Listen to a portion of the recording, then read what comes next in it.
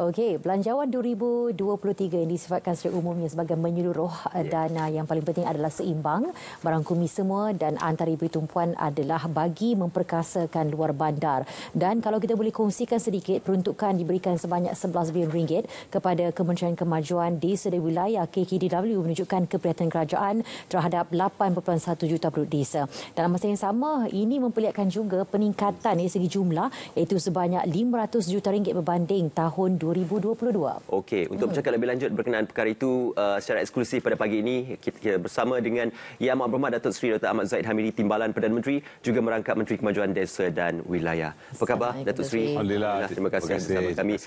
Respon daripada Belanjawan 2023 semalam, 388 bilion ringgit.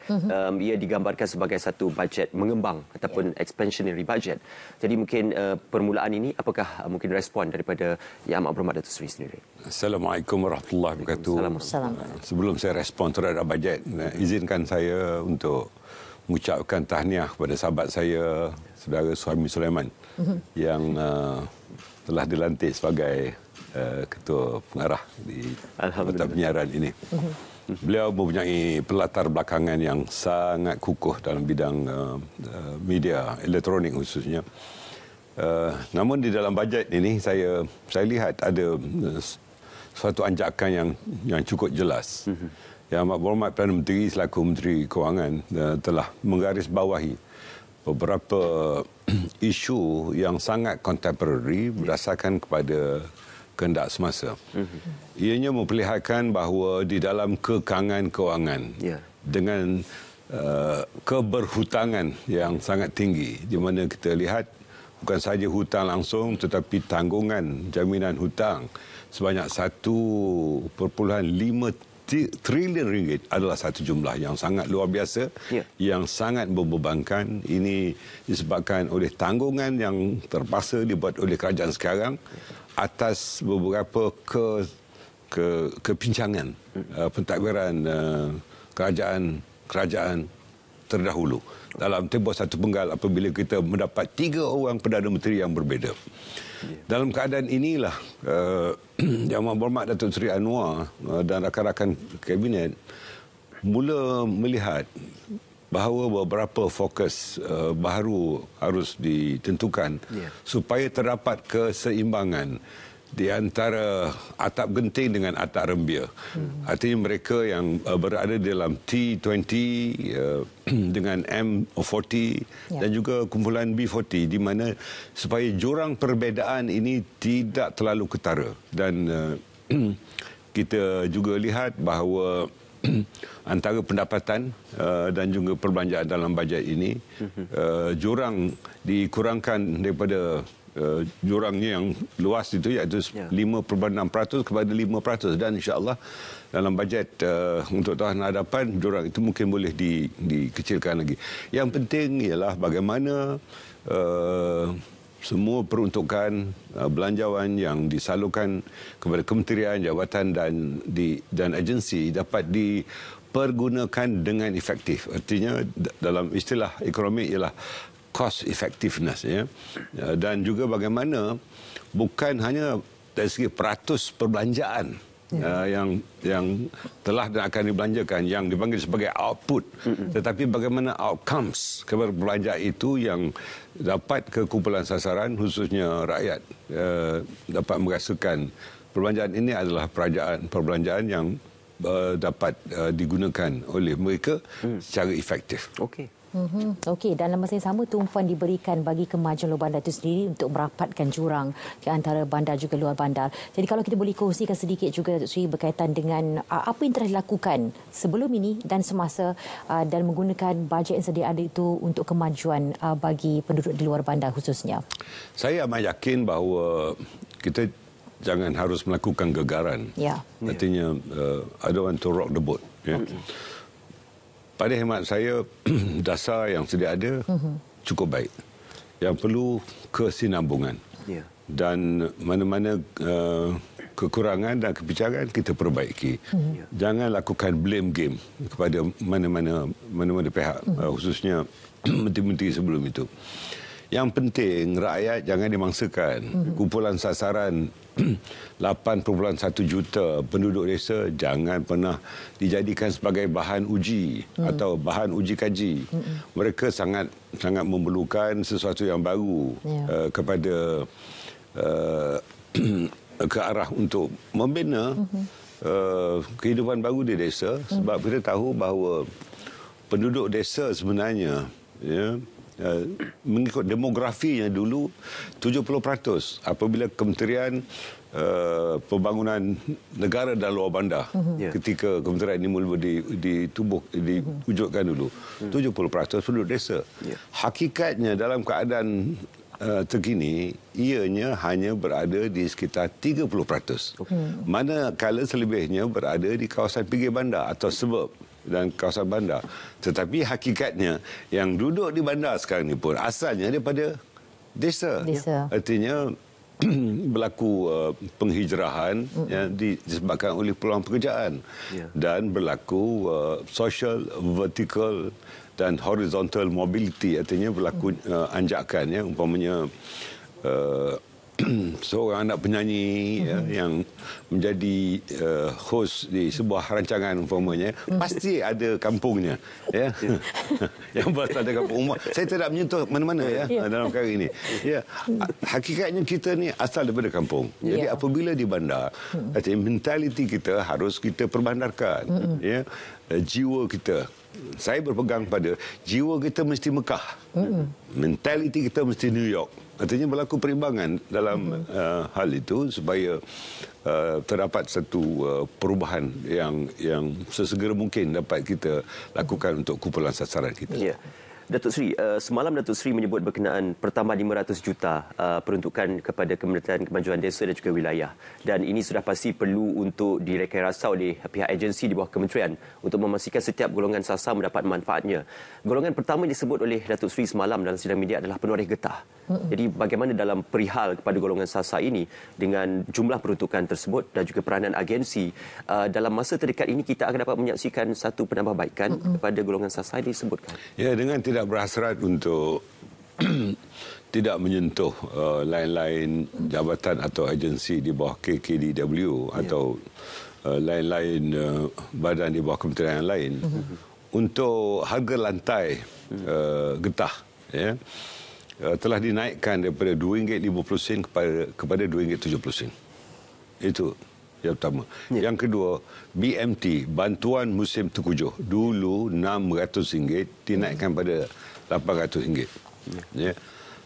Persoalannya, adakah dengan kenaikan harga lantai 20 sen ini akan mengeluarkan kepompong kemiskinan kepada arah pemberi kepada zakat? Artinya penerima zakat, asnaf kepada pemberi zakat. Belum lagi. Tidak semudah itu. Adakah dengan bantuan musim tengkujuh yang bertambah RM200 daripada peruntukan yang lalu, setiap isi rumah ataupun ketua keluarga ianya telah dapat memberikan kecukupan dengan kenaikan harga barangan umpamanya. Kita mesti mencari jalan supaya ada aktiviti lain yang boleh dilakukan. Biar musim tengkujuh, jangan hanya menghadap TV melihat Selamat Pagi Malaysia saja. Tentu ada aktiviti ekonomi yang boleh dibuat ketika di rumah, termasuk dengan isteri dan anak-anaknya. Begitu juga apakah sumbangan-sumbangan lain yang boleh kementerian lakukan, umpamanya untuk penduduk getah melalui RISDA sendiri, yang boleh dibuat ketika harga getah latex lebih tinggi daripada getah beku umpamanya. Untuk makluman secara umum, walaupun Malaysia adalah sebuah negara pengeluar glove, sarung tangan, yang bahan utamanya ialah getah latex, dan Malaysia adalah pengeluar getah yang terbesar di dunia. Tetapi kenapa kita perlu mengimport 80% getah latex daripada negara luar? Dan kos yang terlibat dalam pengimportannya ialah kira-kira RM3 bilion. Oleh yang demikian, kita mesti mencari jalan untuk menukar kelaziman, kebiasaan daripada getah beku kepada getah latex. Kerja banyak. Ya, tenaga kurang. Maklumlah penoreh-penoreh ni kebanyakannya berada dalam umur 6 siri dan 7 siri. Kalau kereta, kalau 7 siri itu lebih mahal, teknologinya lebih canggih. Ya, saya tak mau menyebut jenama apa, tetapi yang pentingnya lah mesti dicari jalan. Dari segi pengeluaran getah latex, ya, kerana di Malaysia ini hanya terdapat 7 depo saja untuk pengumpulan bagi pengeluaran getah latex. Saya fikir kaedah ini mesti dicari jalan. Satu, mungkin dengan memperkukuhkan koperasi-koperasi yang sedia ada untuk mengeluarkan getah latex, ataupun beberapa NGO yang di bawah peneroka ini yang boleh bekerjasama untuk pengeluaran getah latex. Dan kita mesti memikirkan tentang downstream economic activities dari sumber getah umpamanya. Ya. Jadi saya tidak mahu dry subject ini dikongsi oleh penonton Selamat Pagi Malaysia ini, tapi saya fikir dari segi holistiknya beberapa game changes ataupun beberapa perubahan-perubahan ini mesti dikongsikan. Bukan hanya oleh kementerian, oleh RISDA ataupun agensi lain, tetapi oleh kumpulan sasaran, iaitu penerus getah sendiri dan rakyat keseluruhannya. Okey, baik. Dan masa yang sama, keseluruhannya menumpukan terhadap pembangunan modal insan itu sendiri. Dan disebut juga tentang pembangunan dan juga penambahan dari segi aspek TVET yang akan diberi tumpuan. Dalam masa yang sama juga disebut tentang pendigitalan yang pastinya diberi tumpuan sejak sekian lama lagi. Dan yang ketiganya adalah dari segi aspek keterjaminan makanan itu sendiri. Saya rasa 3 elemen penting ini sangat perlu diberikan tumpuan keseluruhannya. Begitu juga bagi penduduk di luar dan juga pinggir bandar. Jadi dalam hal ini bagaimana pula? Benar, ketiga elemen itu penting. Saya ambil contoh TVET. Terdapat 1,297 institusi TVET. Ya, termasuk swasta. Ya. Bagi TVET kerajaan saja, kerajaan membelanjakan kira-kira 6.7 bilion ringgit setahun. Untuk penawaran khusus-khusus dalam bidang teknikal dan vocational TVET ini. Adakah 6.7 bilion ini cukup terkesan bagi melahirkan tenaga berketerampilan teknikal dan vocational? Atau mengapa terdapat 12 kementerian yang berbeza yang melaksanakan program-program TVET ini? Ya. IKBN di bawah Kementerian Belia dan Sukan, di bawah YB Anayo sendiri. Beliau menyarankan agar tumpuan kepada pembangunan belia, bukan kepada TVET umpamanya, ya, ataupun pembangunan sukan. Ya. Jadi dalam perkara macam ini, memfokuskan semula TVET ini dari segi permintaan guna tenaga. Umpamanya kalau bidang pembuatan, ya, atau bidang pembinaan, atau bidang-bidang yang bersesuaian. Ya. Ianya mesti diwujudkan sebagai tailor-made courses. Artinya kursus-kursus yang dipersesuaikan dengan permintaan pasaran guna tenaga. Umpamanya saya ke UniKL, terdapat sebuah institusi TVET di bawah UniKL yang dipanggil MIAT. Ya, yang mengkhususkan kepada MRO, iaitu Maintenance, Repair and Overhaul untuk kapal terbang. Ya, semua budak-budak kita, semua orang kita, daripada mana? Daripada luar bandar. Kenapa? Bila ada exposure ataupun pendedahan diberikan kepada mereka, mereka boleh dalam bidang itu bekerja dengan Airbus, dengan Boeing, dengan Eurocopter dan beberapa syarikat yang lain. Malah 98 graduan yang keluar daripada itu sekarang ini bekerja di 20 negara di dunia ini. Artinya kita boleh mengglobalkan anak-anak kita. Ya, itu dalam aspek TVET. Bagaimana pula tentang aspek pendigitalan? Kita menunjukkan antaranya program Tekno Usahawan. Ya, sekarang ini semua bisnes online. Yang kadang-kadang kita order barang lain sampai, termasuk kita order MB dapat orang lain. So dalam keadaan yang begitu, kita jangan mismatch, ya. Dan kita mesti mengadvanskan bukan saja pemikiran tapi kaedah bagaimana kita berusaha untuk membawa pendigitalan itu di kawasan desa. Dan kita lihat sekarang ini kita mempunyai 5G ya di dalam komunikasi yang kita ada, terutama dengan menggunakan telefon pintar, dan ini mesti dilakukan. Begitu juga kita lihat umpamanya dalam bidang pendidikan ya. Kita mulakan dengan prasekolah ya. Terdapat kira-kira 218,000 anak-anak prasekolah di bawah tadika dan tabika kemas. Dan terdapat kira-kira 10,800 guru tadika kemas ya.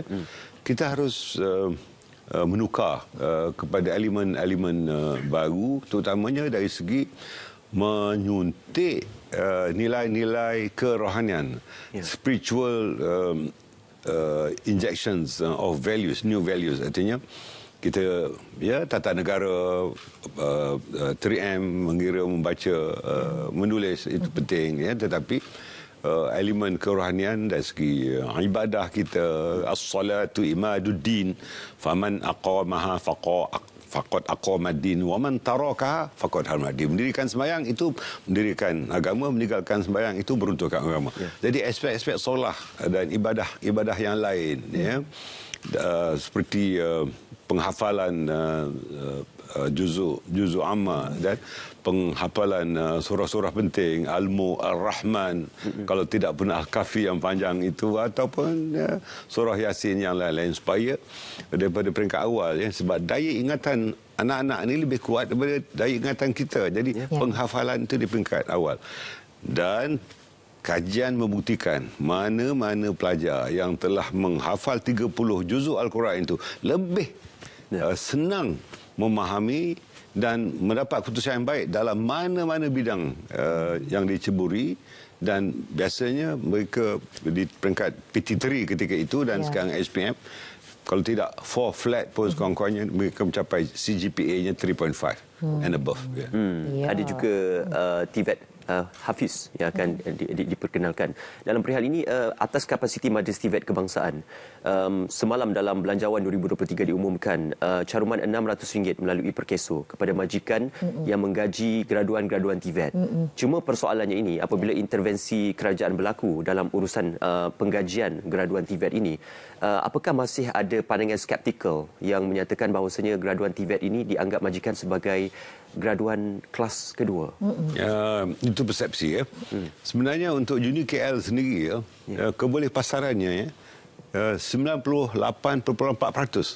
Ya, kalau mereka merupakan pilihan yang kedua, ya tentu majikan tidak ambil mereka. Ya, jadi artinya bukan saja kursus tadi ya, tapi mentaliti, sikap mereka ya.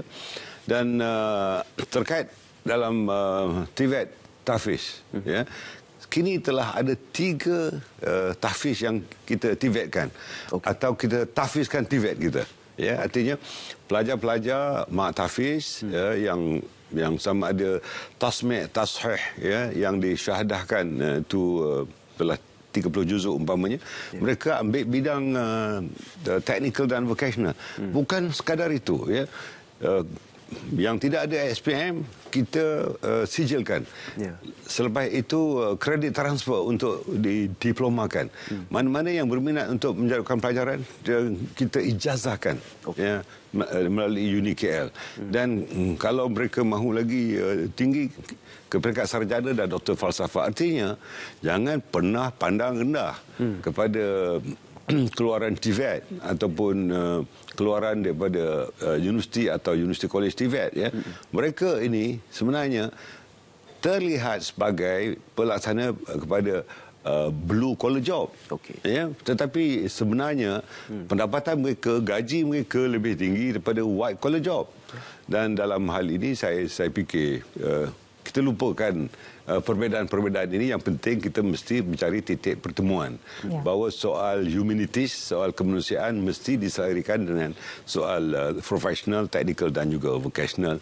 Bukan saja TVET tetapi lain-lain kursus di bawah kementerian saya.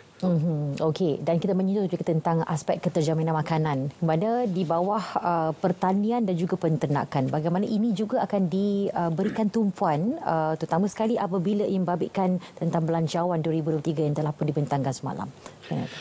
Keterjaminan makanan disebut sebagai food security. Pengimportan bahan makanan oleh pengguna atau kita rakyat Malaysia melebihi daripada 60%. Sedangkan tanah kita subur. Tanah kita juga luas. Tetapi berlaku ketidakseimbangan pelaksanaan.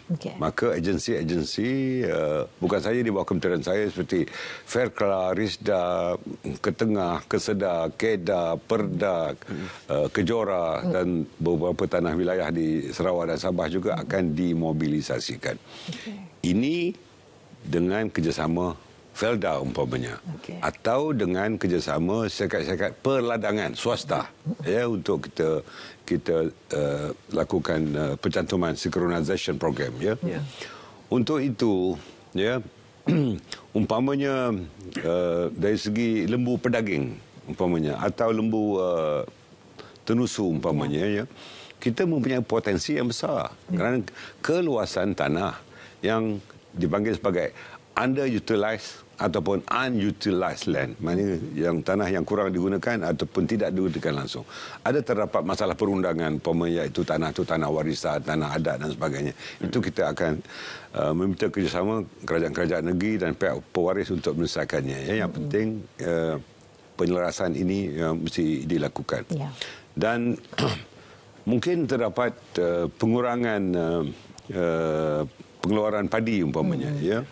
Saya telah mengadakan perbincangan dengan kerajaan negeri Sabah umpamanya, ada kawasan-kawasan tertentu yang telah dikenal pasti untuk dijadikan sebagai estet padi umpamanya. Atau di Sarawak terdapat kawasan tanah yang tidak perlu melakukan penebangan kepada hutan hijau, rainforest, untuk dijadikan sebagai tanaman itu. Tetapi terdapat kawasan-kawasan yang ada untuk dari segi irrigation, dari segi pengairannya, dan sistem pengairan cara IBS umpamanya ditukar daripada sistem konvensional. Jadi perkara-perkara macam ini kita tidak boleh silo. Artinya ini kementerian saya, orang lain tak boleh campur. No, kita tukarkan sikap itu bahawa terdapat cross fertilization dan juga kolaborasi antara kementerian dan agensi, dan ini sedang dilakukan oleh Yang Berhormat Datuk Seri Anwar Ibrahim, kerana beliau telah melihat bahawa futuristic plan harus dimulakan daripada sekarang supaya rakyat dapat manfaat dan malah kita tahu bahawa dari segi kemiskinan tegar terdapat kira-kira 130,000 keluarga atau isi rumah, dan beliau mahu diselesaikan pada tahun ini juga. Artinya kita di kementerian, jabatan agensi mesti bekerjasama menuju ke arah apa yang telah ditetapkan oleh yang amat berhormat Perdana Menteri. Jadi pelbagai kementerian, pelbagai agensi harus bersama-sama untuk melaksanakan. Dan umpamanya saya sendiri menyelaraskan beberapa kementerian itu untuk kita lakukan bagi mencapai matlamat yang diasratkan oleh Yang Amat Berhormat Perdana Menteri. Datuk Seri, sedikit semalam Yang Amat Berhormat Perdana Menteri berulang kali menyebut berkenaan tentang isu ketirisan, dan ini juga diterjemahkan dalam isu projek Tebatan Banjir, yang mana untuk retender semula projek Tebatan Banjir sehingga Jun 2023, dan juga penjimatan difahamkan sehingga 2 bilion ringgit daripada 15 bilion ringgit. Kita tidak mahu apa yang berlaku di beberapa kawasan ataupun daerah sebelum ini yang telah meranggut nyawa dan juga harta benda kerana mungkin faktor-faktor tindakan dan juga faktor-faktor responsif. Jadi bagaimana isu Tebatan Banjir ini akan diterjemahkan dalam persediaan kita menghadapi bencana, Datuk Seri? Pertamanya tata kelola dan tata cara perolehan dan pemberian tender itu telah ada, tetapi apa yang disebutkan oleh Yang Amat Berhormat Perdana Menteri sekarang supaya ada akta khusus pada tahun ini juga untuk mengikat perkara-perkara yang telah berlaku ketirisan. Kemunasabahannya Tebatan Banjir ini adalah satu program jangka panjang. Ya.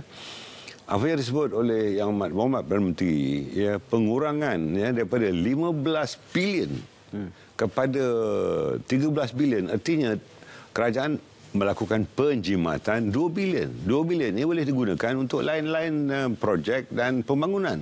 Ya. Soalnya kenapa mesti ada rundingan terus? Soalnya kenapa mesti ada tender terpilih? Sedangkan kita akan dapat harga yang lebih baik, kontraktor yang lebih baik apabila tender terbuka boleh dilakukan. Ya. Dalam hal inilah bukan soal tempatan banjir saja. Ya. Saya pengurusi jawatan kawasan bencana peringkat pusat. Saya lihat di beberapa kawasan rendah ya, yang perlukan tempatan banjir ini dalam jangka panjang. Mungkin perlu dikongsi juga ya, tempatan banjir seluruh negara ini hanya akan selesai ya, jika rancangan tempatan banjir ini dilakukan sehingga tahun 2100. Saya tak fikir saya ada lagi ketika itu ya. Keperluannya ialah kira-kira 298 bilion ya, yang diperlukan.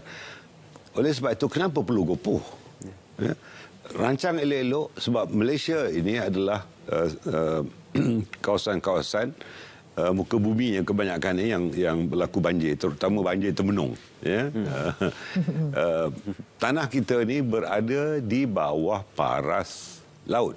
Ya, below sea level. Ya.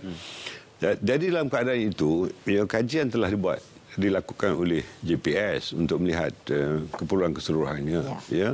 Saya ambil contoh di Bagan Datuk. Ya. Terdapat apabila pasang besar dan ditambah dengan hujan lebat, pasti berlaku banjir. Adakah kita tidak perlu tempatan banjir? Adakah tempatan banjir itu perlu ada kontraktor di runding terus saja?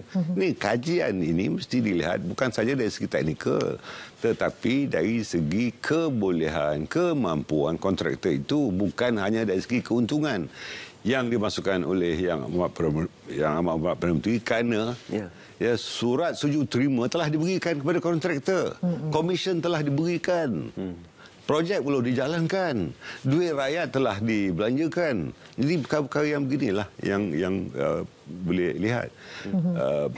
Projek-projek jana wibawa umpamanya, ya, di bawah kementerian saya sendiri saja ya dulu ya, yang telah ditawarkan 5.7 bilion. Satu pembaziran ya. Semuanya dan kebanyakannya telah dikeluarkan surat tuju terima. Projek tidak berjalan lagi. Akhirnya Kementerian Kewangan terpaksa membatalkan semua.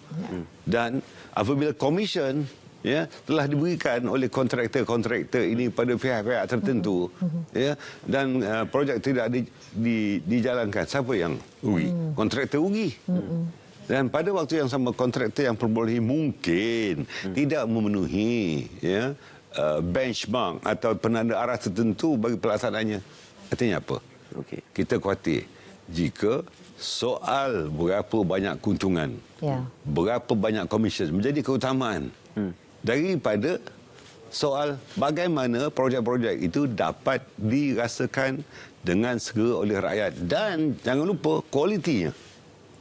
Kualiti kepada projek itu. Jadi dalam perkara itulah saya amat bersetuju dengan Yang Amat Berhormat Perdana Menteri agar kita lakukan rombakan sekarang ini, ya, mungkin sakit sedikit, ya, pahit sedikit, tapi untuk jangka panjang rakyat memperolehi manfaatnya. Orang tengah akan dihapuskan. Ya, itu yang dipanggil sebagai illegal tax earners. Okey. Baik, banyak dapatan yang dapat kita kongsikan bersama dengan Datuk Seri sendiri pada waktu ini, dan pastinya jadual Datuk Seri padat juga hari ini.